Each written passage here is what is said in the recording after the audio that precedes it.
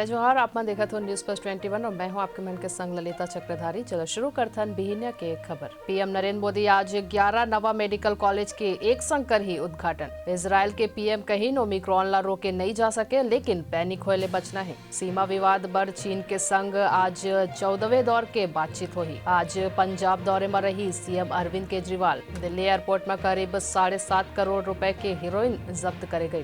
प्रियंका गांधी के press conference ला करे गए पोस्टपोन। बीजेपी ऑफिस में कोरोना विस्फोट, 42 लोगन पॉजिटिव। छत्तीसगढ़ में बारिश और ओले के संग बढ़ी ठंड। बारिश के वजह ले भीग गई धान केंद्र में रखे हजारों क्विंटल धान। टाटा मेडिकल के तरफ ले बनाई ओमिक्रॉन टेस्ट किट ओमिश्योर के बाजार में हो ही लॉन्चिंग। नैनीताल हाई कोर्ट में चुनाव आयोग the virtual rally online voting पर जवाब। ऐसा ही तमाम जानकारी ले लगातार अपडेट रहे बर हमारे चैनल लाइक और सब्सक्राइब करना जन भूलो। नोटिफिकेशन पर बेल आइकन ला घलो दबाओ।